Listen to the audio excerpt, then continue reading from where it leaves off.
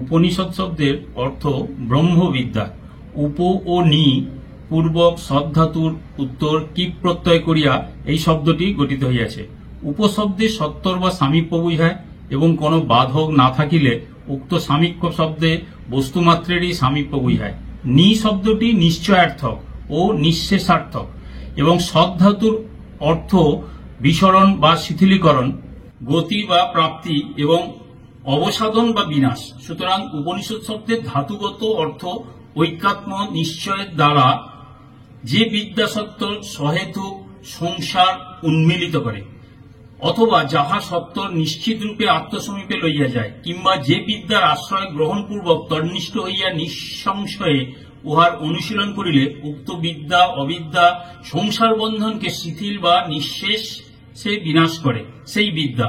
এই রূপে ব্রহ্মবিদ্যাই উপনিষদ শব্দের অর্থ হইলেও গ্রন্থ সাহায্যে ওই বিদ্যা লাভ হইতে পারে বলিয়া গ্রন্থকেও গৌণভাবে উপনিষদ বলা হয়।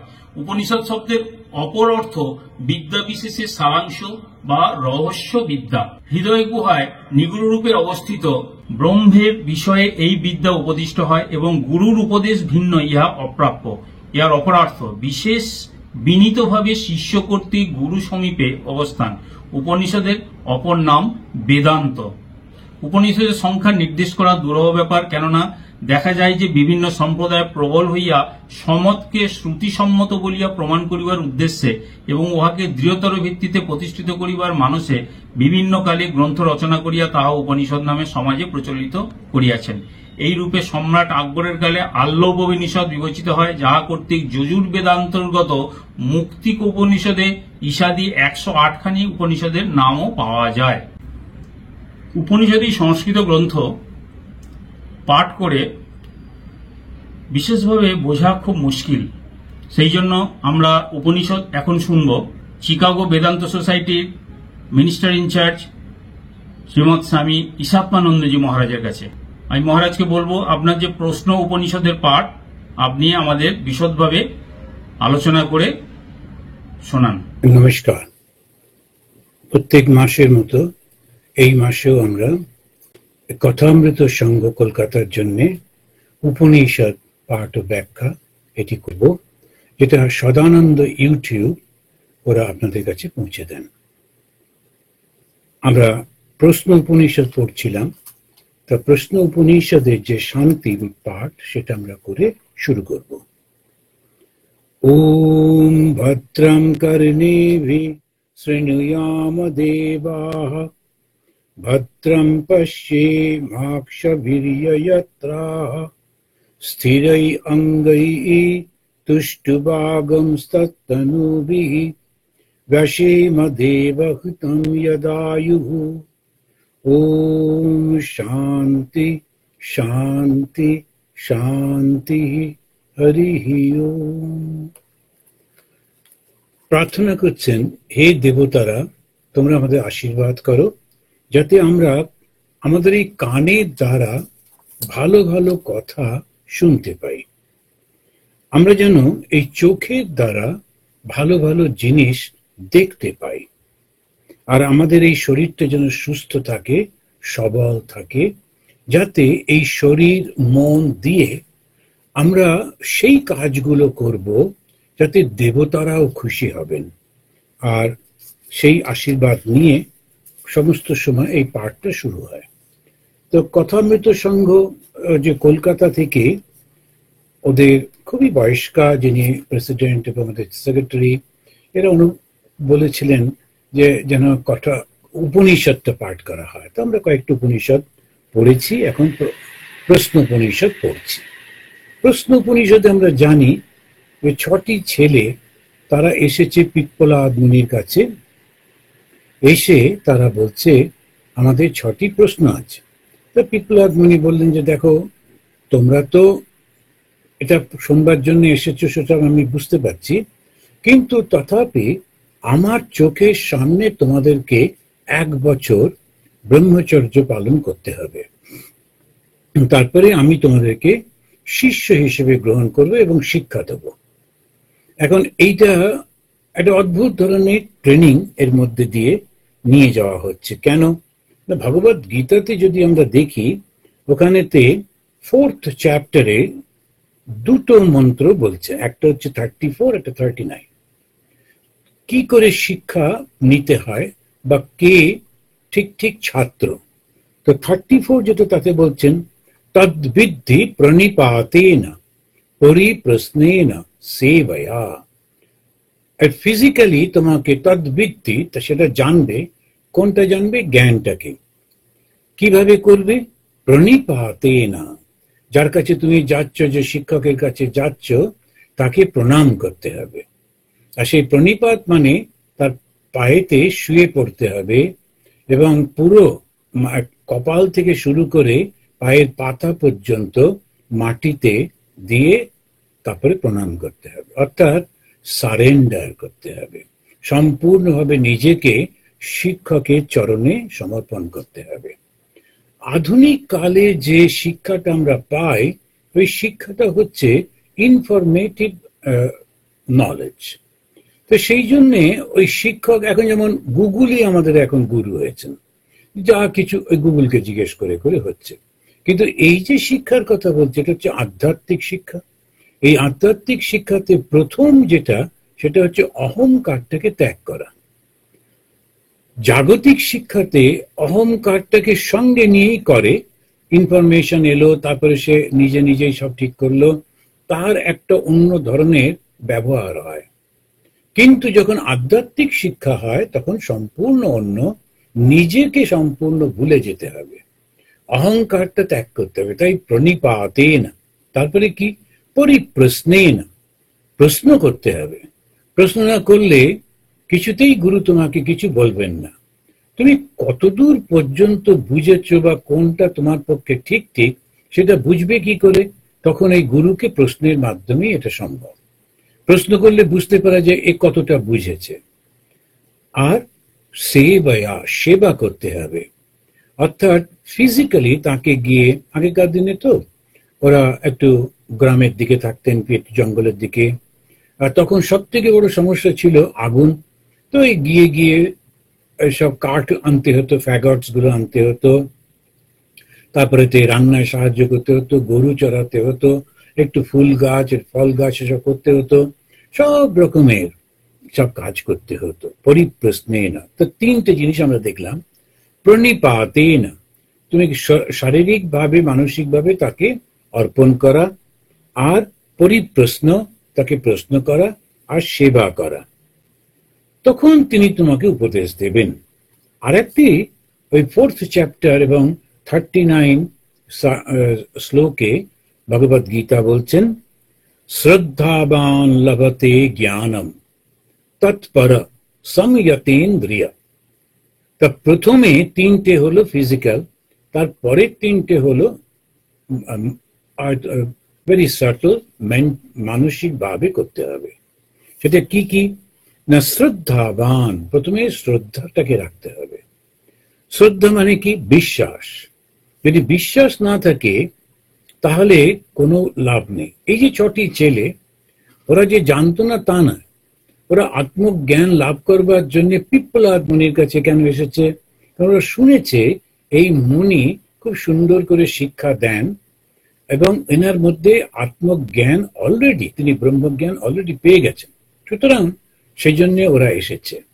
তো শ্রদ্ধাটা রাখতে হবে। যে শিক্ষকের কাছে যাব, যাকে গুরু বলে মানব, তাকে সম্পূর্ণভাবে শ্রদ্ধা করতে হবে। শ্রদ্ধাবান লভতে জ্ঞান। শ্রদ্ধার সঙ্গে আর একটা কথা আসছে, সেটা হচ্ছে আত্মবিশ্বাস। তারপরে তৎপর, তৎপর মানে সে প্রচেষ্টা করতে হবে। তা না হলে চুপ করে বসে থাকলেন, যখন কিছু বলে দিলেন গুরু, সেটাকে আর প্র্যাকটিস করছি না, সেটা নিয়ে কাজকর্ম করছি না, সেটা নিয়ে আর ভাবছি না, তা হবে না। সেজন্য তৎপর হতে হবে। তৎপর মানে খুব ভেরি অ্যালার্ট এবং খুব অ্যাক্টিভ, তৎপর। আরেকটা কি?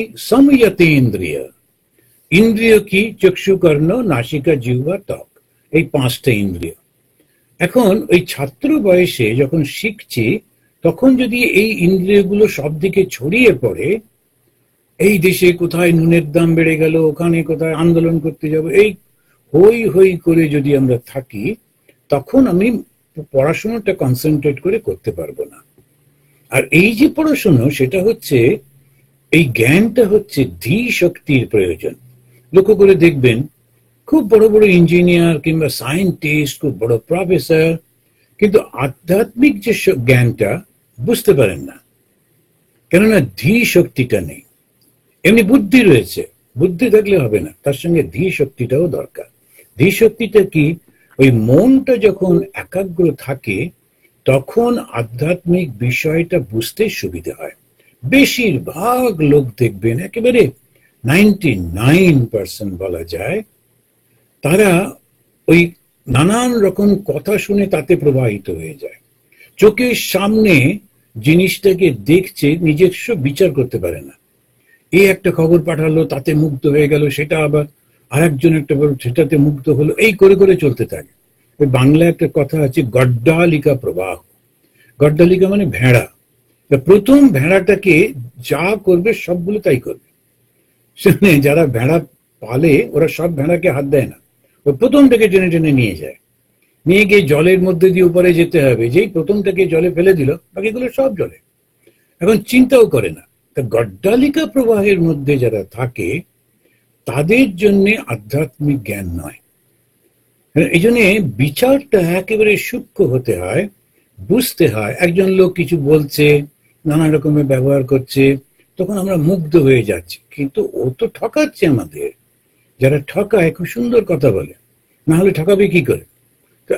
আমরা খুব একটা লোক এলো, একটু রক্ত টক্ত মাখা, এসে বলে একটা অ্যাক্সিডেন্ট হয়েছে, এক্ষুনি হসপিটালে নিয়ে যেতে হবে, কিছু টাকা চাই। আমরা তখন অদ্বৈত আশ্রমে ব্রহ্মচারী, তাড়াহুড়ো করে সবাই মিলে টাকা টাকা তুলে ওকে প্রায় তখনকার দিনে 1000 টাকার মতো দেওয়া হলো, 1976-77। তারপরে চলে যাবার পর আমি একা নই, আরো 5-6 জন ছিলাম, সবাইকে এমন একদম ব্যতিব্যস্ত করে দিল, এমন করে বোঝালো, আমরা কথাটা মেনে নিয়ে সবাই ছুটে ছুটে গিয়ে নিজের কাছে যা টাকা ছিল, তারপরে মহারাজকে ধরে, আমাদের যিনি ইনচার্জ ছিলেন তার থেকে নিয়ে, একটা লোকের অ্যাক্সিডেন্ট হয়েছে করে দিলাম। তারপরে দেখলাম কিচ্ছু হয়নি, ওদের ঠকিয়েছে।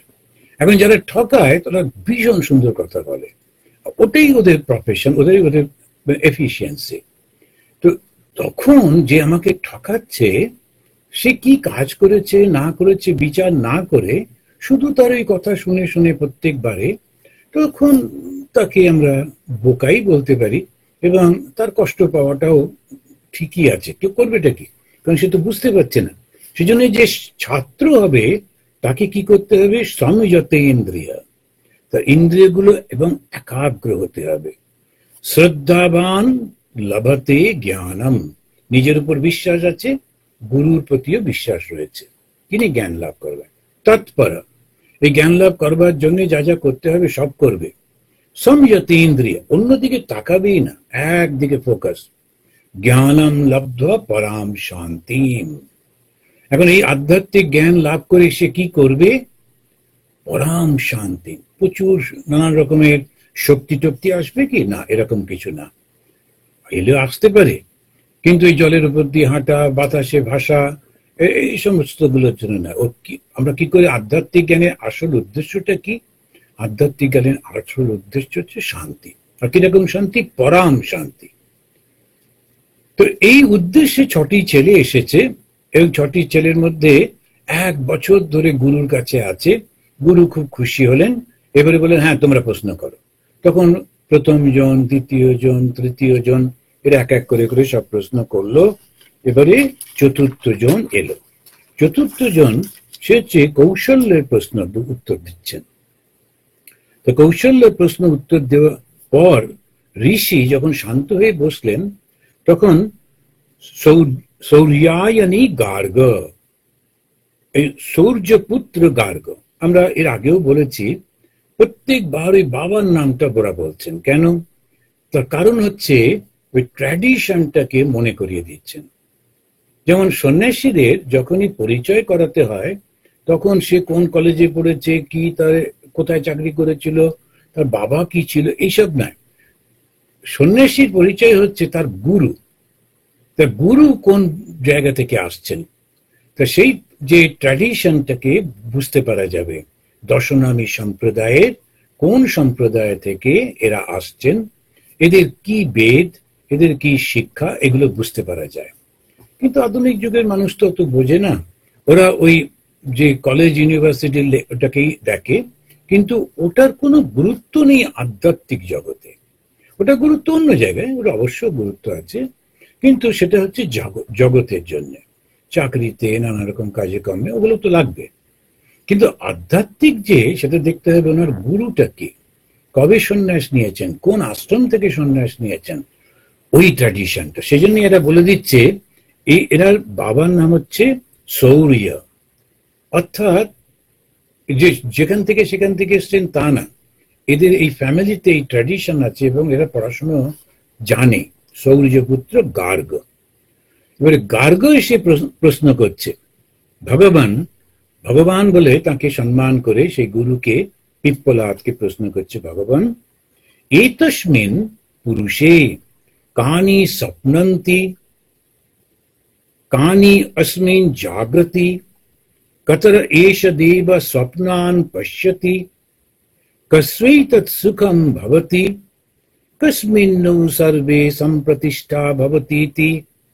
এখন এর আগের জন্য ওই চালাকি করে একটা প্রশ্ন করবার অধিকার রয়েছে, আর ও কি করছে, অনেক কিছু জানতে হবে, কিন্তু গুরু বলেছেন একটা করতে, ও একটাই করছে, কিন্তু তার সঙ্গে সঙ্গে এমন ভাবে প্রশ্নটা করছে একটার সঙ্গে আর একটা কানেক্টেড, তখনই এটা সম্ভব, তা না হলে হবে না। তো সেই জন্য খুব সুন্দর করে উনি বললেন যে গুরুদেবকে সম্বোধন করে বলছেন, ভগবান এতস্মিন পুরুষে, এই যে মানুষের শরীর, এই শরীরে কানি স্বপ্নন্তি, কে স্বপ্ন দেখে। এখন এটা খুব সুন্দর প্রশ্ন, স্বপ্নটা কে দেখে? আমি তো ঘুমিয়ে পড়ি, তাহলে স্বপ্নটা কে দেখে? এইটা প্রথম প্রশ্ন করলেন। তারপরে বলছেন, এখন কোন কোন ইন্দ্রিয় কাজ করে না সেটাই জিজ্ঞেস করছেন। এতস্মিন পুরুষে কানি সপ্পন্তি। সপ্পন্তি মানে হচ্ছে কাজ করে না। কখন কাজ করে না? যখন আমি ঘুমিয়ে পড়ি। এক। দুই হচ্ছে কানি अस्मिन् জাগ্রতি, কে কে জেগে থাকে। আমি যখন ঘুমিয়ে থাকি, আমার শরীরের মধ্যে কে কে জেগে থাকে। এবারে লক্ষ্য করে দেখুন, আগের যে তিনটে প্রশ্ন ছিল, ওই তিনটে আমাদের তো আলোচনা হয়েছে, আমি সেজন্য যাচ্ছি না। ওই তিনটে প্রশ্নে ছিল বাইরের প্রশ্ন, এবারে কি করব, ওটা কি করব। এবারে তো একটু অনেক গভীরে যাচ্ছেন। সে গভীরে প্রথম উনি জিজ্ঞেস করছেন যে আমি যখন ঘুমিয়ে পড়ি তখন আমার কোন কোন ইন্দ্রিয়গুলো, ইন্দ্রিয়কে দেবা বলছে। কেন দেবতা বলছেন? কেন প্রকাশ করে বলে। দেবতা অর্থাৎ জ্যোতি, জ্যোতি প্রকাশ করে। সুর অসুর, সুর মানে কি? যেটা প্রকাশ করে। অসুর মানে কি? যা প্রকাশ করে না, অর্থাৎ অজ্ঞান। সেই জন্যে অসুরে কালারটা কি? ব্ল্যাক। সুর কালারটা কি? হোয়াইট, প্রকাশ করে বলে। তো আমরা হিন্দুদের তো সবকিছুতেই নানা রকম সিম্বলিক করছে। তো ওই যিনি আমাদেরকে সবকিছু প্রকাশ করেন, তো বলছেন যে সপ্পন্তি, দন্তস্য বিফল প দন্ত নয়তে হাস্য, সপ্পন্তি। সপ্পন্তি সেটা কে কে কে কাজ করে না? কি করবে? কে কাজ করবে? হাত পা আছে, চোখ আছে, কান আছে, আমাদের 10টা ইন্দ্রিয় আছে। তো 10টা ইন্দ্রিয়ের মধ্যে কে কে কাজ করে না? আচ্ছা, আর কে কে জেগে থাকে? কানি अस्मिन् জাগ্রতি, এই ইন্দ্রিয়দের কে কে কাজ করে বা জেগে থাকে। তারপরেই বলছেন 3 নম্বর প্রশ্ন, কতর এষ দেব স্বপ্নান পশ্যতি।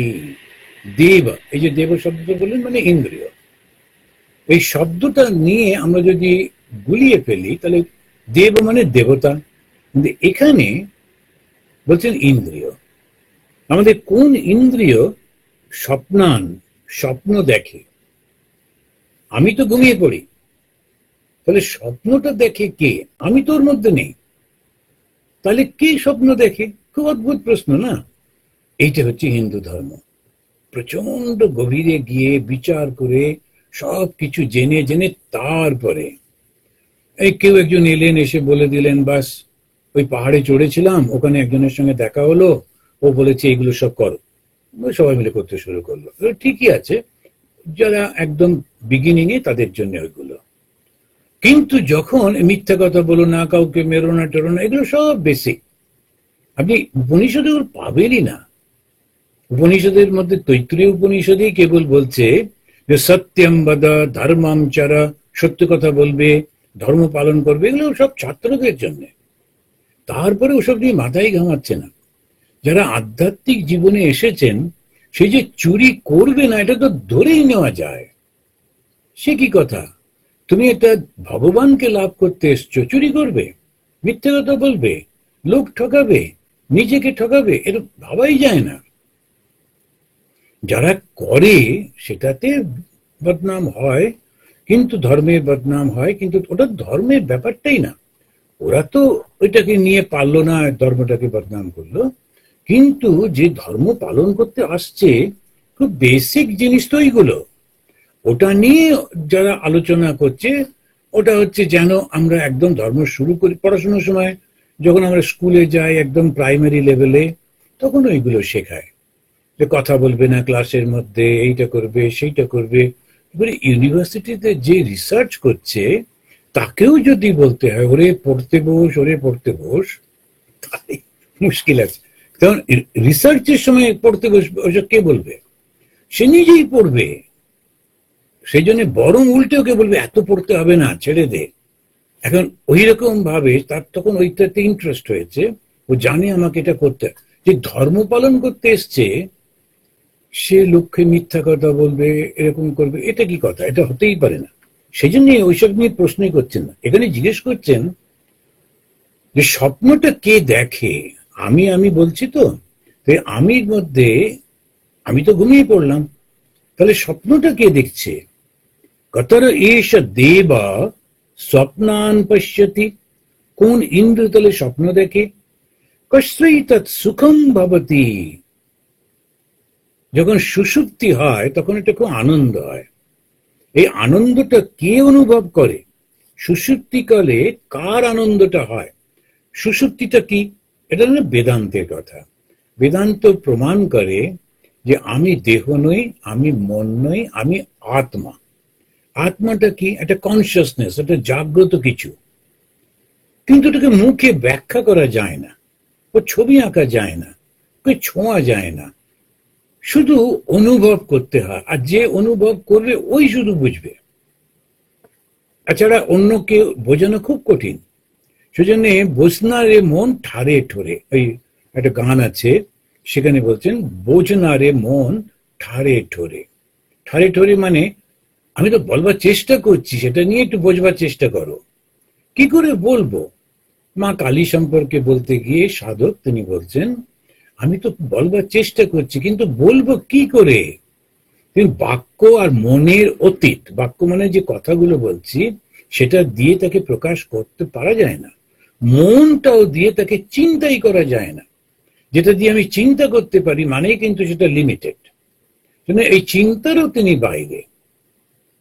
এইবারেতে তুমি বুঝে করো, তুমি দেখো বুঝে কি করবে, এর থেকে বেশি আমি বলতে পারছি না। তিনি বলছেন সুষুপ্তি কালে কার আনন্দ হয়? সুষুপ্তি কখন হয়?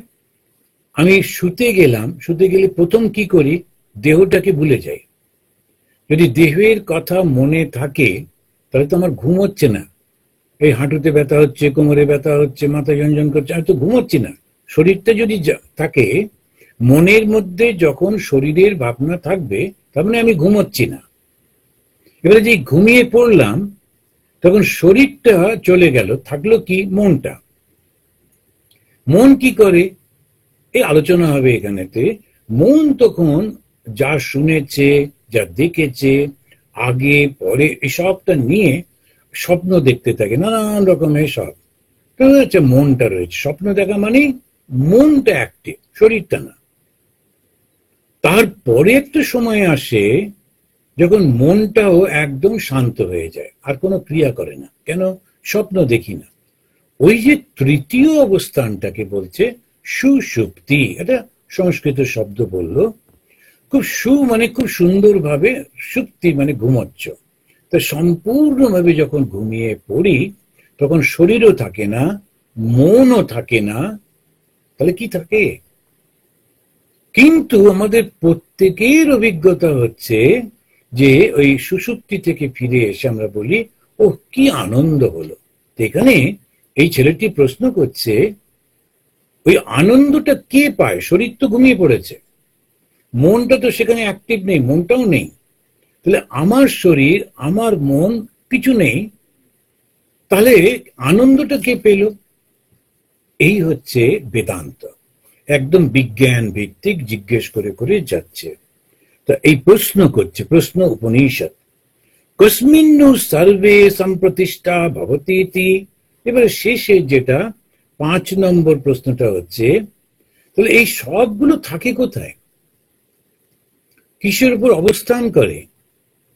আমার এই ইন্দ্রিয়গুলো, আমার এই মন, আমার যে সত্তা, এই যে আমি বলছি, এটা তো একটা সত্তা, এটা একটা ফিলিং, থাকে কোথায়? আমি ঘুমিয়ে পড়লাম, আমি তো থাকি না, তাহলে অথচ যেই জেগে উঠলাম টপ করে কে যেন আবার আমার মধ্যে ঢুকে গেল, এই শরীরটা আবার জেগে উঠলো, একটা মৃতদেহের মধ্যে যেন প্রাণ ঢুকে গেল, ওটা থাকে কোথায় তখন? এই যে প্রশ্ন করছেন। সুষুপ্তির সময় অন্য ইন্দ্রিয়গুলো কার সঙ্গে থাকে?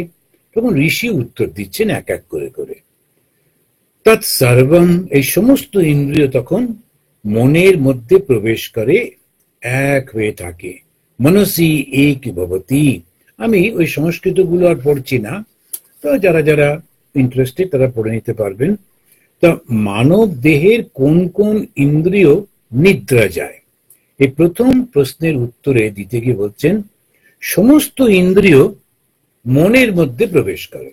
এখন এই ইন্দ্রিয় বলতে কিন্তু জ্ঞান ইন্দ্রিয়। আমরা জানি দুটো ইন্দ্রিয় থাকে, একটা জ্ঞান ইন্দ্রিয়, একটা কর্মেন্দ্রিয়। কর্মেন্দ্রিয়গুলো হচ্ছে হাত, পা ইত্যাদি, এগুলো কাজ করে। আর জ্ঞানেন্দ্রিয় কটা? 5টা। কি কি? চক্ষু মানে চোখ, কর্ণ কান, নাসিকা নাক, জিহ্বা জিভ, ত্বক চামড়া, এই 5টা। কেন জ্ঞানেন্দ্রিয় বলা হলো? কেন এরা জ্ঞান আহরণ করে, এই আহরণ করে বলে একে আহার বলা হয়। সেখানে বলছে আহার শুদ্ধি, সত্য শুদ্ধি। এই কথাটার উপর সারা ভারতবর্ষ হই হই করে নিরামিষ খাচ্ছে, কিন্তু আহার মানে শুধু মুখে খাওয়া না, আহার মানে আরো এই যে 4টে ইন্দ্রিয় আছে সেটা দিয়ে আমি কি নিচ্ছি, এইগুলো যদি একটু বুঝি না, তাহলে হিন্দু ধর্মটাও বোঝা হয়, মানুষটার জীবনটাও পাল্টে যায়। তা না হলে একটা ভুল ধারণার মধ্যে সারা জীবন নিরামিষ খেয়ে থাকলেও লোকটা একটু ভালো হলো না, একটু ধার্মিক হলো না, না পেল নিজে শান্তি, না দিল অন্যকে শান্তি। অথচ ধর্ম তো শান্তির দিকে নিয়ে যাবে, কোথাও একটা ভুল হয়ে যাচ্ছে। কেউ সবাই মিলে ভুল ব্যাখ্যা করে চলেছে এবং সেটাতেই আমরা খুব আনন্দে মেনে নিয়েছি, না ওর সঙ্গে সম্পর্ক নেই।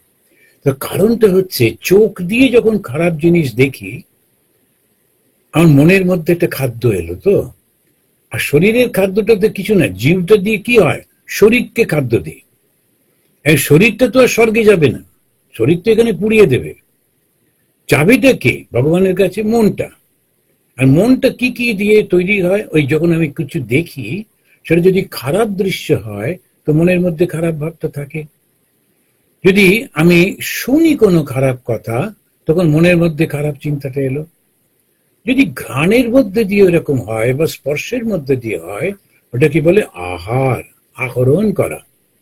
আহরণ করছি, কালেকশন করছি, কার জন্যে? মনের জন্যে। তখন বলল, ভালো ভালো জিনিস শোনো, সাধু সঙ্গ। ভগবান শ্রীরামকৃষ্ণ বলছেন ভালো মানুষের সঙ্গ করতে হয়, ভালো সমস্ত জায়গা এবং ভালো মানুষকে দেখতে হয়, ইত্যাদি ইত্যাদি। সমস্ত ইন্দ্রিয়গুলো কোথায় থাকে? বলল মনের মধ্যে প্রবেশ করে মনের সঙ্গে এক হয়ে যায়। কখন? ওই সুষুপ্তির সময়। এবারে আর বেরোয় না, নিদ্রাকালেই ব্যক্তি এবারেতে, সেই জন্যে ও শোনে না, কথা বলে না, দেখে না, নড়ে না, চড়ে না।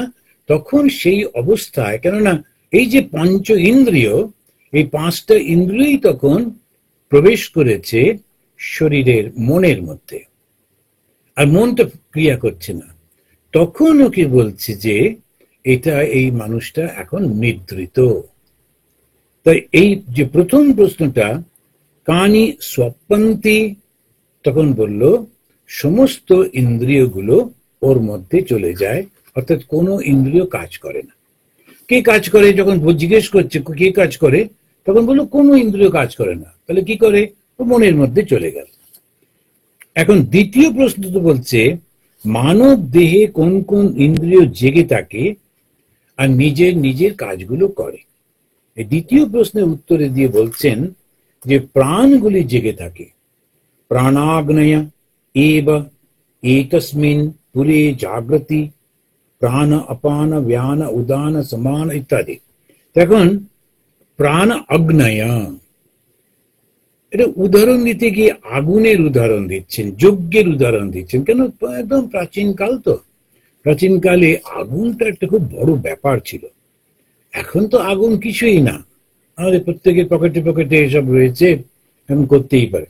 কিন্তু তখনকার দিনে আগুন জ্বালাতে গেলে তখন সেই দুটো কাঠ আনতে হলো, আর যে কোনো কাঠ নয়, সেই কাঠটাকে দুটোর মধ্যে ঘষতে হবে, তারপরে সঙ্গে সঙ্গে শুকনো পাতা দিতে হবে, দিয়ে তাকে আগুনটা জ্বালাতে হবে। রোজ কে করবে? কিংবা দুটো পাথর ঘষে ঘষে স্ফুলিঙ্গ, তার থেকে ওই শুকনো পাতা, এগুলো সহজে পাওয়া যেত না। তো সেই জন্য এই আগুনটাকে ওরা দেবতার মতো রক্ষা করত। সেজন্য আগুনটাকে প্রত্যেকটি গৃহস্থের ধর্মই ছিল। একটা ঘর থাকতো ওদের, এখন যেমন ঠাকুর ঘর প্রত্যেক বাড়িতে বাড়িতে থাকে, তখন ওইটা অগ্নি চয়ন করতে হতো। একটা জায়গায় সে আগুনটা জ্বলতো এবং বাড়ির লোকেদের এইটা প্রথম কর্তব্য যে হয়তো যিনি বৃদ্ধ বাবা ঠাকুরদাদা তিনি এবং ঠাকুমা এসে বসে একটু যজ্ঞ করতেন। কি করতেন? কাঠ দিতেন আগুনটার মধ্যে, তারপরে একটু ঘি দিতেন, তো একটা মন্ত্র বলে অগ্নি চয়ন করলেন। এবারে বাবা আর মা স্নান টান করে এসে ওই আগুনটাকে পুজো করলেন। কিভাবে? ওই শুকনো কাঠ দিয়ে আর একটু ঘি দিয়ে।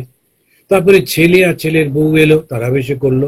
এইটাকে ওই অগ্নি, ওই সমস্ত গারস্থ অগ্নি, ওইটা রাখতে হতো। এবারে যখন ছেলেটির বিয়ে হতো, ওই যে আগুনটা থেকেই ওর বিয়ের যে যজ্ঞটা হবে, সেই যজ্ঞের আগুন জ্বালানো হতো। এবার যখন মানুষটা মারা যেত, এই আগুনটা নিয়ে গিয়ে ওর মুখাগ্নি করা হতো। তো আগুনটাকে ওরা খুব শ্রদ্ধার সঙ্গে দেখতো এবং মনে করতো এই আগুনটাই হচ্ছে দেবতা, এবং এই আগুনটাই আমাদের সমস্ত কিছু স্বর্গে পৌঁছে দিচ্ছে। এই কনসেপশনটা এখন বললে লোকেদের মনে হবে কি সব পাগলামি, কিন্তু ভেবে দেখুন কি বুদ্ধি ছিল। তখন যদি আগুনটাকে এইভাবে লোকেদের সামনে না রাখতো যে আগুনটাই হচ্ছে দেবতা, তাহলে কিন্তু আমাদের সভ্যতা এতটা এগিয়ে আসতে পারতো না। আগুনটাকে রক্ষা করেছে বলেই এতটা সভ্যতা আসতে পেরেছে। সেটা তো যারা জানেন, সমাজ বিজ্ঞান পড়েছে, ওরা জানেন। তো এই আগুনটাকে রক্ষা করছেন। সেজন্যে উদাহরণ দিতে গিয়ে বলছেন যে আমাদের এই ইন্দ্রিয়গুলো নিজের নিজের কার কার্য করে, তখন উনি বলছেন যে প্রাণ অগ্নি।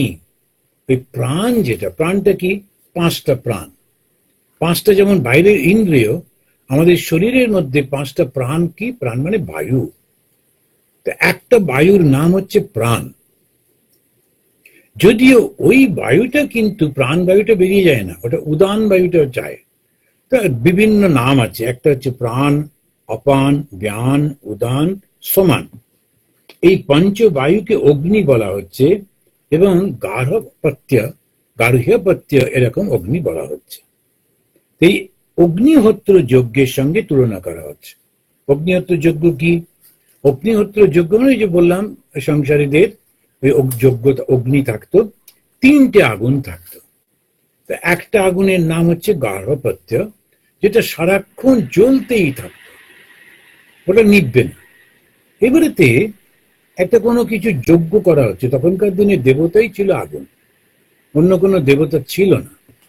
পরে পরে মানুষের সুবিধের জন্য অন্য সব দেবতা টেবতার চিন্তা হলো, কিন্তু এই আগুনটাই দেবতা। এবার ওই যে যজ্ঞটা করা হবে, তখন এই যে গার্হপত্য, এই ঘরের মধ্যে যে আগুনটা জ্বলছে, সেইখান থেকে আগুন নিয়ে গিয়ে ওখানে জ্বালানো হতো। তো সেই জন্য ওকে বলা হতো আহ্বানীয়, আহ্বান করা হয়েছে, ওকে ডাকা হয়েছে ওই আগুনটাকে। কোন আগুনটা? যেটা দিয়ে এখন পুজো হবে, যাতে আমরা আলাদা করে পুজো করব। তো একটা হচ্ছে আমার ঘরের আগুন, শুনে গাড়ে, আর সেই আগুনটা থেকে আরেকটা আগুন যখন জ্বালালাম তখন ওইটা হচ্ছে আহ্বানীয়। এইবারে দক্ষিণাগ্নি, ডান দিকে একটা আগুন রাখা থাকতো। যজ্ঞ যে বেদি করা হবে তার ডান দিকে একটা আগুন থাকতো। কেননা নানান রকমের ধারণা বলছে, যম যখন থাকেন, মৃত্যু কোথায় থাকে? দক্ষিণ দিকে। হিন্দুদের বলে দক্ষিণ দিকে মাথা করে শুয়েও না, কারণ যম ভুল করতে পারে, ভাবে যে আচ্ছা তাহলে এই লোকটাই বোধহয় তুমি ঘুমোচ্চারি ধরে নিয়ে চলে গেল। তো সেই জন্যে ওই দক্ষিণের দ্বার বন্ধ করা। ভাইফোঁটার সময় ওরকম ওই বোনেরা ওই বলে তো এই দক্ষিণ দিকে আগুন জ্বেলে রাখা হতো, যাতে করে খারাপ কোনো ভাবটা না আসে, সেরকম ভাবে করা হতো। তো একটা রিচুয়াল করা হচ্ছে, সেই এই দক্ষিণ দিকে আগুনটা রেখে করা হতে, তাকে ওই দক্ষিণ আগ্নি বলছে। আসলটা কি? আসলটা হচ্ছে গার্হপত্যের এই অগ্নিটা। এটাকে অপান বায়ু বলা হয়। অপান বায়ু আমাদের শরীরে সর্বত্র থাকে, সেই জন্য এটাকে ওই গার্হপত্য। আর যেটাকে আমরা আহুতি দিচ্ছি, ওই বায়ুটা থেকে নিয়ে আরেকটা আগুন জ্বালাচ্ছি, যাকে আহ্বানীয় অগ্নি বলা হচ্ছে। যে আগুনটাকে ডাকা হয়েছে, নেমন্তন্ন করা হয়েছে, সেটা হচ্ছে প্রাণবায়ু। যাই হোক, এরকম ভাবে উদাহরণ দিচ্ছেন। তো প্রশ্নটা ছিল যে কে কে জেগে থাকে? সমস্ত ইন্দ্রিয়গুলো মনের মধ্যে গিয়ে ঘুমিয়ে পড়ে, তারপরে জেগে থাকে কে? ওই প্রাণ জেগে থাকে। প্রাণ মানে বায়ু জেগে থাকে। এবারে তৃতীয় প্রশ্নটা করছে, কোন কোন দেবতা স্বপ্ন দেখে? দেবতা মানে ইন্দ্রিয়। তখন এই বলতে গিয়ে বলছেন যে দেহের কার্যকে অগ্নিহোত্র যজ্ঞের সঙ্গে তুলনা করা হচ্ছে।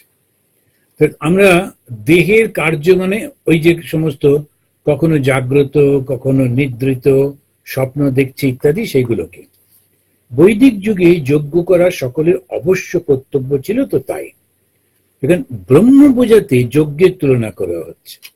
কোন ইন্দ্রিয় স্বপ্ন দেখে? উত্তরে বলছেন শ্বাস প্রশ্বাস। শ্বাস প্রশ্বাস যেটা আমরা নিচ্ছি এবং ছাড়ছি, এটাতে আহুতি বলা হচ্ছে। এখন যখন যজ্ঞ করছেন একজন, তিনি আহুতি দিচ্ছেন। যখন জেগে আছেন, যজ্ঞে তিনি আহুতি দিচ্ছেন, ঘি আহুতি দিচ্ছেন, ফল মূল আহুতি দিচ্ছেন, কিংবা কাঠ আহুতি দিচ্ছেন ইত্যাদি। এবার ঘুমের সময় কি করবেন? ওই শ্বাস আর নিঃশ্বাস আর প্রশ্বাসটাকে তখন আহুতি দিচ্ছেন যেন। তো ঘুমের মধ্যেও যজ্ঞটা হচ্ছে। কে যজ্ঞ করছে? তখন ওই যে কর্তা, যিনি যজ্ঞ করছেন জাগ্রত সময়। নিদ্রার সময় কে করছে? বলছেন মন। মনই হচ্ছেন যজমান। আর উদান বায়ুটা হচ্ছে যজ্ঞের ফল। এই উদান বায়ু মনটাকে সুষুপ্তিতে নিয়ে গিয়ে ব্রহ্মদর্শন করাচ্ছেন। আমরা প্রতিদিন ব্রহ্মদর্শন করি, প্রতিদিন। এখন যাদের রাত্রে ঘুম হয় না তাদের কথা বলছি না, ইনসোমেনিয়া আছে তাদেরকে বলতে পারবো না, কিন্তু প্রতিদিন আমরা যখন স্বপ্নহীন ঘুমের মধ্যে প্রবেশ করি, যাকে বলা হয় সুষুপ্তি, সেই সুষুপ্তি কালে আমরা কিসের অনুভব করি? আনন্দের অনুভব করি। এই আনন্দটাই হচ্ছে ব্রহ্ম। আনন্দ বা ব্রহ্ম। তো ব্রহ্মটাই হচ্ছে আনন্দ। আনন্দ থেকেই সব জগতে সবকিছু সৃষ্টি হয়েছে। তাই আমরা প্রত্যেকটি প্রাণী আনন্দ চাই। সেই বাঘ থেকে শুরু করে সমস্ত পশু পাখি মানুষ সবাই আনন্দ চায়। এই কমন এই ফ্যাক্টরটা কি করে এলো? কেননা একটা জায়গা থেকে সবাই সৃষ্টি হয়েছে। এই যে হিন্দুরা বলছেন এক থেকে সবার সৃষ্টি হয়েছে, কিসের উপর ভিত্তি করে বলছেন? এমনি একটা ইমোশনে বলে দিচ্ছেন কি? না, ইমোশনে বলছেন না। উনি বলছেন, আমরা যদি লক্ষ্য করে দেখি, প্রতিটি প্রাণীর মধ্যে তিনটে জিনিস খুব কমন। একটা হচ্ছে আমরা কেউ মরতে চাই না, কেননা যার থেকে আমাদের সৃষ্টি হয়েছে তিনি ইটার্নাল, তিনি অনন্ত, সেই জন্য আমাদের মধ্যেও ওই ভাবটা রয়েছে, আমরা খুব মরতে চাই না। প্রত্যেকটি প্রাণী জানতে চায়, মানুষ তো বটেই। এই জানার আকাঙ্ক্ষা প্রতিটি প্রাণীর মধ্যে কি করে এলো? একই রকম ভাবে পশুর মধ্যে রয়েছে, পাখির মধ্যে, মানুষের মধ্যে অত্যন্ত বেশি। তার মানে সৃষ্টিটা একই জায়গা থেকে হয়েছে। তখন বলা হলো যিনি সৃষ্টিকর্তা তিনি হচ্ছেন জ্ঞান স্বরূপ। তখন চিত, চিত শব্দের অর্থ হচ্ছে জ্ঞান, সৎ চিত। আর তারপরে হচ্ছে আনন্দ। এই আনন্দটা প্রত্যেকে চায়, কেউ নিরানন্দ চায় না।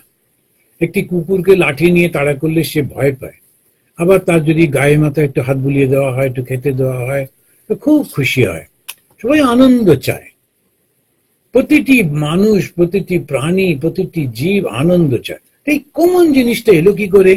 সেই জন্য হিন্দুরা বলল এই সমস্ত সৃষ্টিটা কিন্তু আসলে এক জায়গা থেকে এসছে, এসে বিভিন্ন নাম এবং বিভিন্ন রূপ ধারণ করেছে, কিন্তু আসলে এসেছে একই জায়গা থেকে।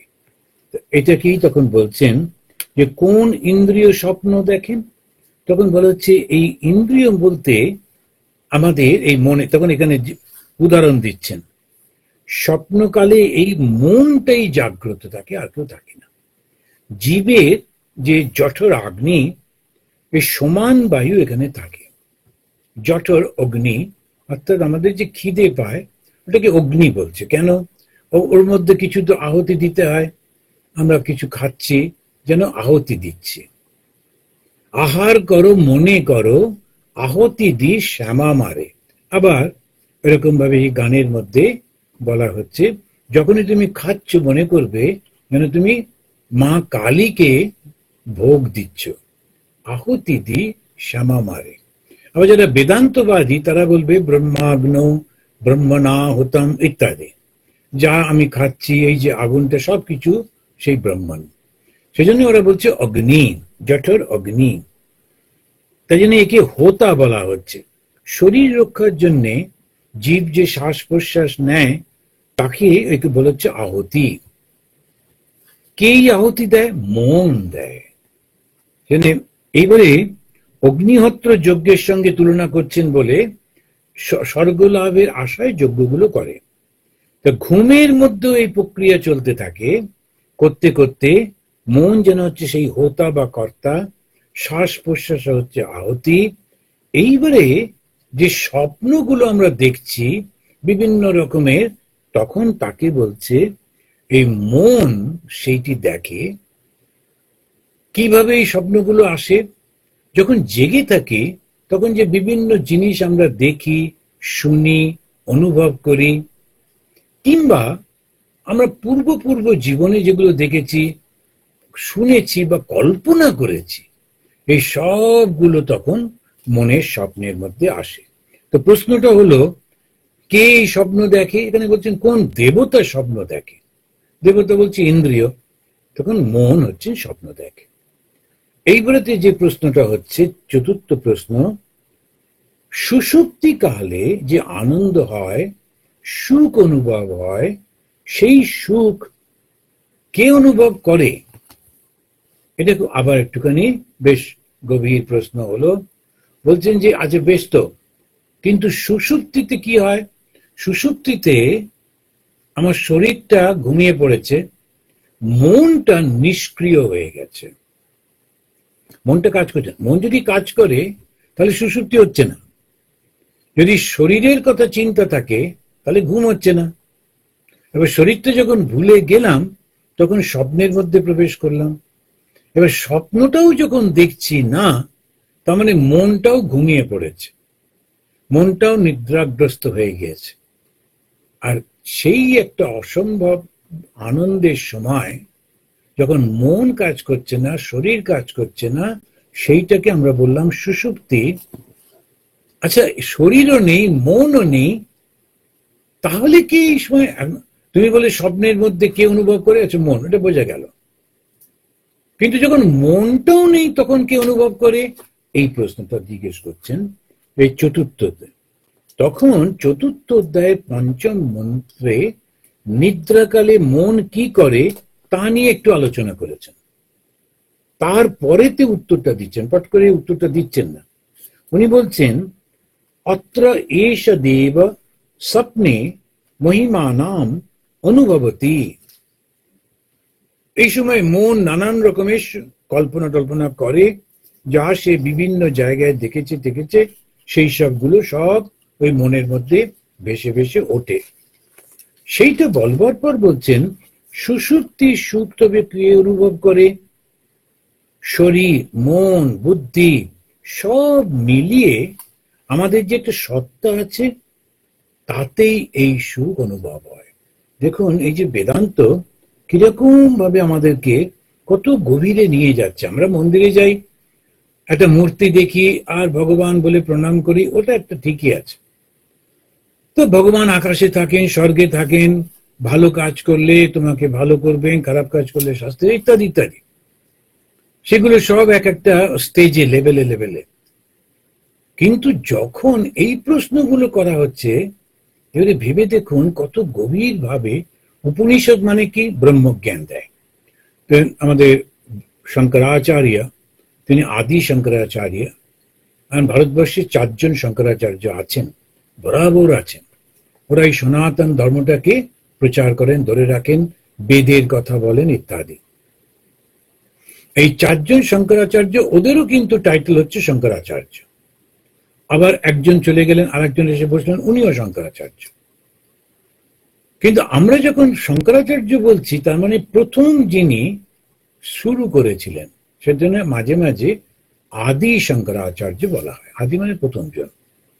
তো এখানে তিনি ওই বলতে গিয়ে বলছেন যে সুষুপ্তি সুখ তবে কি অনুভব করে? কেননা শরীর থাকে না, মন থাকে না, বুদ্ধি থাকে না। তখন বলছেন এই সবটা মিলিয়ে একটা সত্তা থাকে, এটাকে আমি বলি।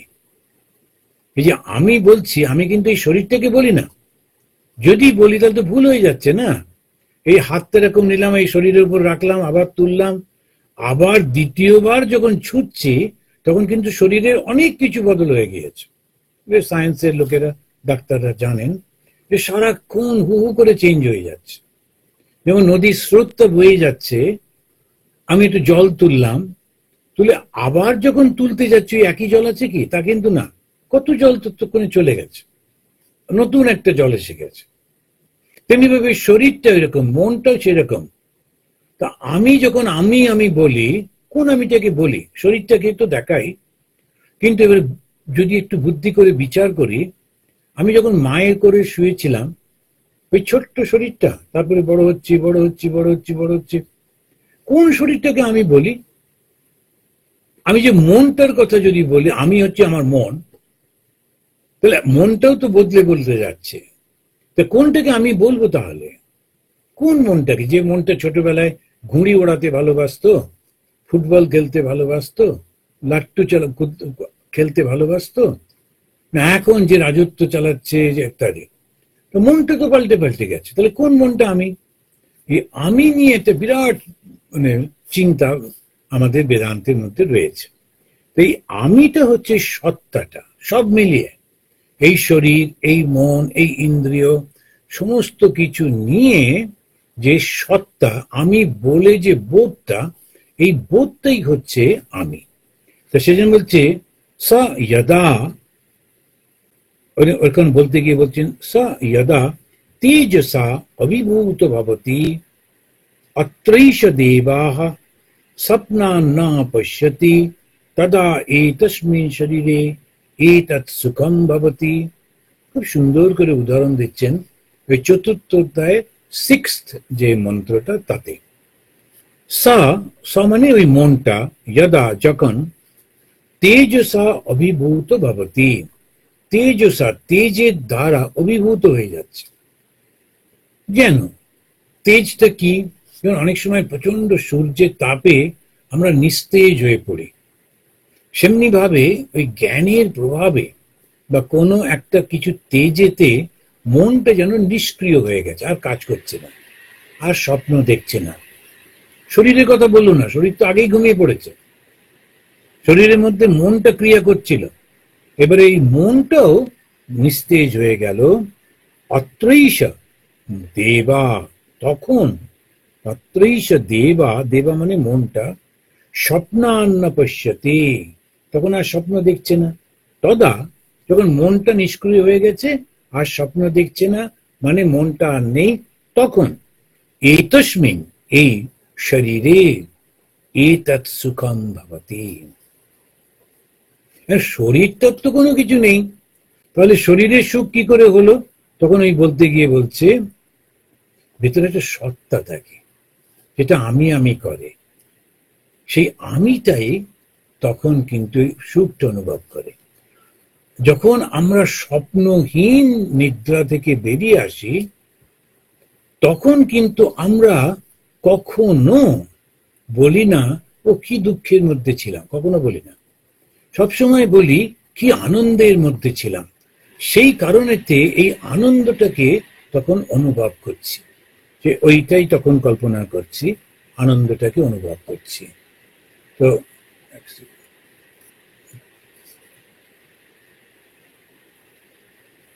আনন্দটাকে অনুভব করছি বলেই আমরা এইটা জাগ্রত অবস্থায় যত কিছু আমরা দেখি, শুনি, কল্পনা করি, ভাবি, সবকিছুই নিদ্রাকালে স্বপ্ন হয়ে আসে। যখন মন নিদ্রাভিত হয়, সংস্কার মুক্ত মনে বা সত্তাতে খুব সুন্দর একটা সুখের অনুভব হয়, এবং তাকেই বলে সুষুপ্তির সুখ। এই সুষুপ্তির যে সুখটা, এই সুষুপ্তির সুখটা কিন্তু আবার ব্রহ্মজ্ঞান নয়। কেন? কেননা আমরা না জেনে এই সুখটা পেয়েছি। না জেনে এই সুখটা যখন আমরা লাভ করি, তখন কিন্তু সেইটাকে ব্রহ্মজ্ঞান বলা হয় না। ব্রহ্মজ্ঞানের যে সুখ, সেটা আবার এই সুষুপ্তি থেকে অনেক অনেক আলাদা। তো এইটাই আমাদের একটু চিন্তা করতে হবে। এরপরে উনি বলছেন শেষ যে প্রশ্নটা, সেই শেষ প্রশ্নতে গিয়ে উনি বলতে গিয়ে বলছেন, সুষুপ্তি কালে করণ বর্গ কাহাতে অবস্থান করে? করণ মানে এই যে আমাদের দেহ তো ঘুমিয়ে পড়েছে, যে মন, মনের সঙ্গে নানান রকম আমাদের যে ইন্দ্রিয়গুলো, সেটা কোথায় অবস্থান করে? এই প্রশ্নের এক কথার উত্তর হচ্ছে পরমাত্মাতে। এই যে শেষ প্রশ্নটা করছেন, আমি যখন ঘুমিয়ে পড়েছি, মন যখন কাজ করছে না, তখন কে আনন্দটা অনুভব করে, সুষুপ্তির আনন্দ? তখন বললেন যে আমার সত্তাটা ওটা অনুভব করে, এই সত্তাটাই ওর অনুভব করছে। এবং তারপরে বলছেন, আচ্ছা এইবারে বলো, সুষুপ্তি কালে যখন সব কিছু রয়েছে, সেটা কোথায় থাকে, কাহাতে অবস্থান করে? এই প্রশ্নের উত্তরে উনি বলছেন পরমাত্মাতে। উদাহরণ দিচ্ছেন। উদাহরণ দিতে গিয়ে বলছেন, স যথা সৌম্য বয়ামসি বাসবৃক্ষম সম্প্রতিষ্ঠতে এবং হবৈ তৎ সর্বম পর আত্মান পর আত্মনি সম্প্রতিষ্ঠতে। এখানে এই সম্প্রতিষ্ঠতে কোথায়? পরমাত্মনিতে। উদাহরণ দিতে গিয়ে বলছেন, একটা গাছের উপরে সব পাখিগুলো তারা ওই গাছটার উপরে চলে যায়। যখন এই অন্ধকার হয়, যে সন্ধে হয়ে আসছে, সব পাখিরা এদিক ওদিক থেকে সব উড়ে উড়ে গিয়ে ওই গাছটাতে গিয়ে সব বসে থাকে। চুপ করে সবাই ওই রাত্রে অপেক্ষা করতে থাকে। আবার যেই দিন হয়, তখন আবার সেখান থেকে উড়ে চলে যায়। এখন সুষুপ্তিতে গেলে, নিদ্রাহীন, নিদ্রা যখন আমরা স্বপ্নও দেখছি না, সেই অবস্থায় গেলে আর যদি জেগে না উঠতাম, তাহলে তো প্রশ্নই ছিল না, তখন মৃত্যু হয়ে গেল। কিন্তু আমরা যখন জেগে উঠি, আমার সেই পুরনো মন, সেই পুরনো চিন্তা, সেই পুরনো ভাবনা, সেগুলো আসে। এবার হচ্ছে আমার মনটা থাকছে না, কিন্তু সংস্কারগুলো সব রয়েছে। আমি ঘুম থেকে উঠেই আমি জানি আমি ডাক্তার, কিংবা আমি ইঞ্জিনিয়ার, কিংবা আমি সাধু, কিংবা আমি অমুক, সমস্ত মনের মধ্যে পড়ে যাচ্ছে। যা যা বিদ্যা শিখেছি সব কিছু এসে যাচ্ছে। তাহলে সেক্ষেত্রে এটা কি করে সম্ভব হচ্ছে? তো ওই যে যখন এইটা আমরা চিন্তা করছি, সেটাতে বলতে গিয়ে উনি বলছেন যে আসলে পরমাত্মার মধ্যে চলে যাচ্ছে। যেমন একটা গাছেতে সব পাখিগুলো থাকে, এর জীব যখন সুষুপ্ত হয় তখন তার সমস্ত অনুভূতি মন থেকে লুপ্ত হয়ে যায়।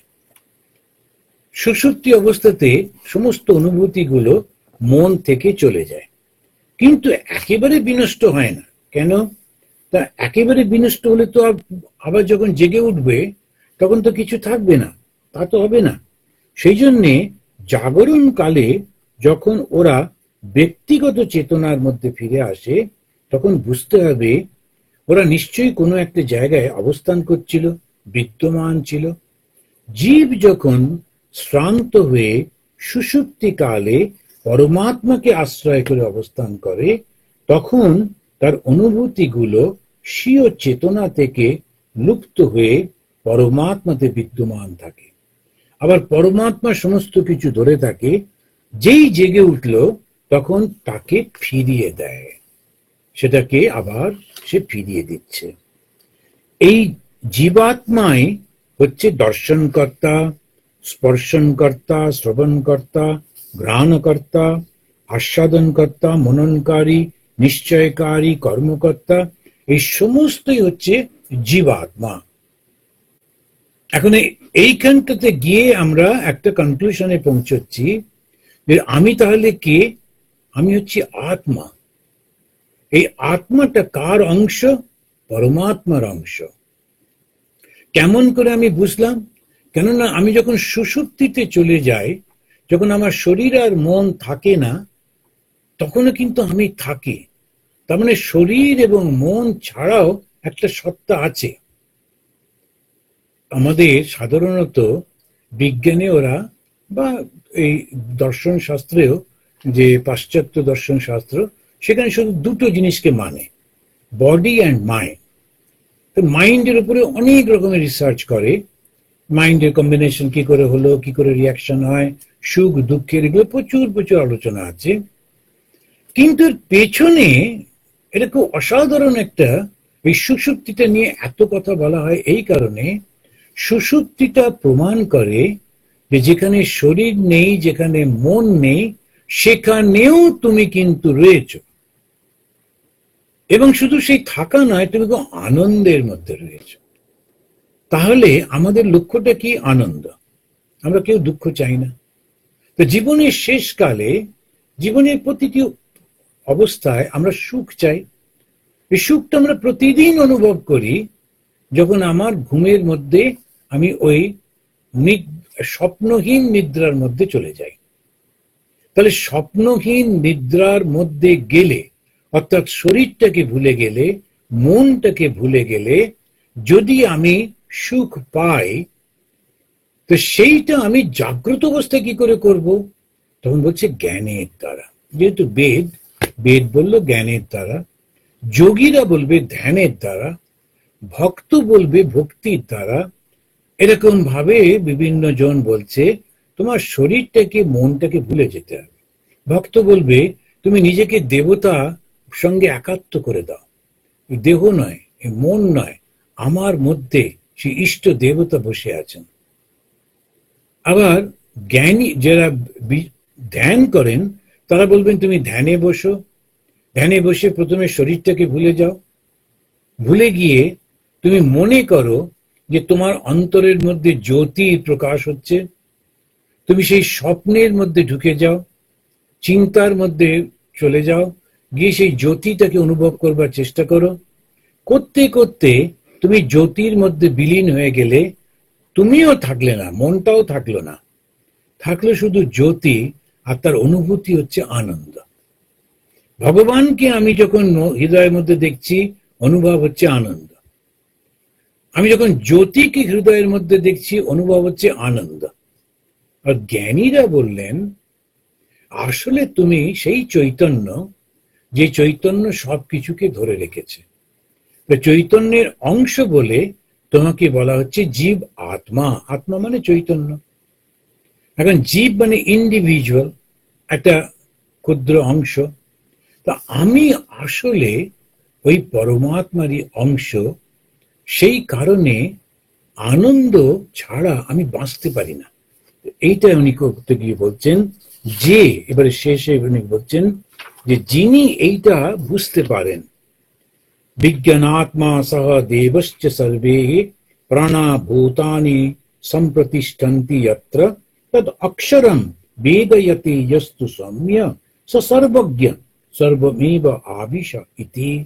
একদম শেষ মন্ত্রে বলছেন, চতুর্থ অধ্যায়ের 11 নম্বর মন্ত্রেতে শেষ করছেন, যিনি এইটা বুঝেছেন তিনি ব্রহ্মজ্ঞ হয়ে গেছেন এবং তিনি অক্ষর, অক্ষর মানে যার ক্ষয় হয় না, তাতে প্রতিষ্ঠিত হয়ে যাচ্ছেন। তিনি সর্বজ্ঞ হয়ে যাচ্ছেন, তার কাছে আর কোনো জিনিস লুকোনো থাকে না। তা এই আমরা চতুর্থ প্রশ্নের উত্তরটি পেলাম। এই যে চতুর্থ প্রশ্ন যিনি করছিলেন, তা তিনি একটা প্রশ্নের মধ্যে 5টা প্রশ্নকে দিয়েছিলেন। এই 5টা প্রশ্ন একটু একটু করে আমরা অত্যন্ত গভীরে প্রবেশ করলাম।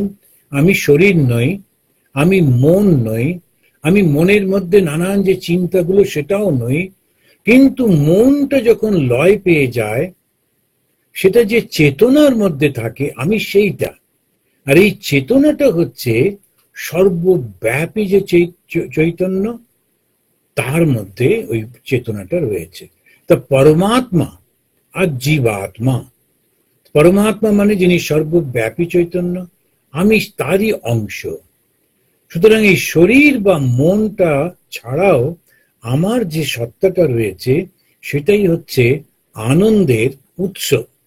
তো যদি আনন্দ পেতে হয় তাহলে আমার এইটি মনে রাখতে হবে, এই জগৎ নয়, জগৎ আমাকে চিরস্থায়ী আনন্দ দিতে পারে না, সম্ভব নয়। কেননা জগৎটাই হচ্ছে সবকিছুই শুধু টেম্পোরারি, কিছুদিনের জন্য। তো বেদান্ত আমাদের, উপনিষদ আমাদের যে শেখাচ্ছেন যে আত্মজ্ঞান লাভ করো, এই আত্মজ্ঞান এইভাবে কারোর কথা শুনে না, নিজে বিচার করে করে নিজের জীবনের অভিজ্ঞতার মধ্যে দিয়ে দেখো তুমি কিন্তু সেই বিশাল চৈতন্যের সত্তা। তো স্বামী বিবেকানন্দ বললেন, each soul is potentially divine. কেননা ওটা ছাড়া তো আমি কিছু নই। শুধু ভুল হয়ে গেছে কি না, ওই কোনো একটা শক্তি আমাকে, আমার চোখ দুটোকে বন্ধ করে দিয়েছে, দিয়ে আর একটা অন্য কিছু আমাকে বুঝিয়ে দিয়েছে। আমি ওই ভুলের মধ্যে যাচ্ছি।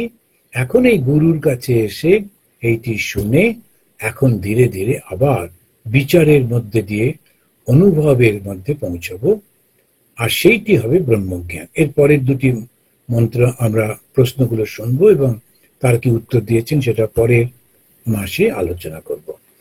জয় ঠাকুর, জয় মা, জয় স্বামীজি। আসুন আমরা 3 বার শান্তি মন্ত্র উচ্চারণ করি।